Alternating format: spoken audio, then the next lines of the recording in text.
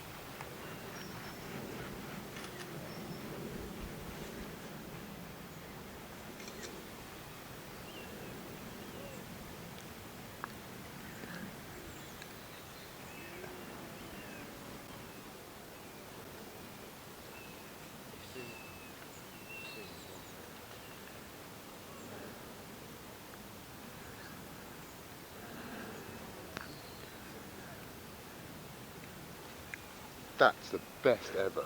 That was strong.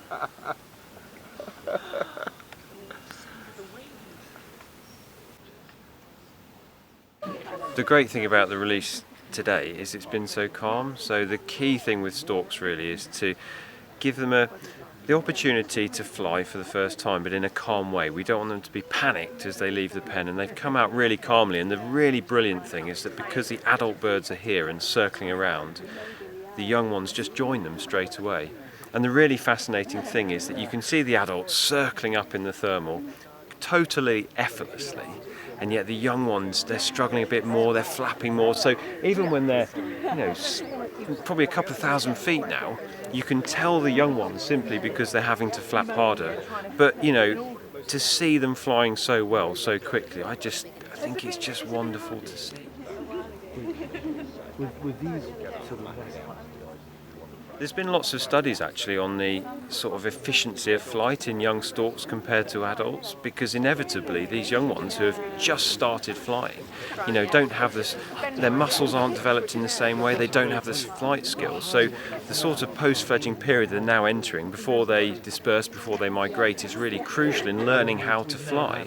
And so what we're seeing really is the fact that this is their first flight, and so it does take them a while to acquire those skills, but slowly but surely over the next few weeks, and then even as they begin migrating, that flight becomes more and more efficient until they become adults, and then they just are masters of the air. They're so efficient at their flight and such brilliant navigators, essentially. I think the incredible thing is that some of these birds in a few months' time may well be in North Africa. They've just taken their first flight today, and yet in a matter of weeks they're going to be doing this brilliant migration. This period now is a crucial period because this is when they're imprinting, this is where they're learning where they're from. So the interesting thing is that the storks that have been released today have been captive bred at Cotswold Wildlife Park, and yet none of the birds released have gone back there. And that's because it's this period when they're first flying that they're learning where is home. They're mapping the landscape, they're learning that this is the place that they will eventually come back to and breed. And the fascinating thing is that there is this social element to storks. So there's two things. There's one where they fledge from, which is here, but then where are their storks? And so if you have the two things combined, it's very powerful, and that's probably where these birds will come back to breed.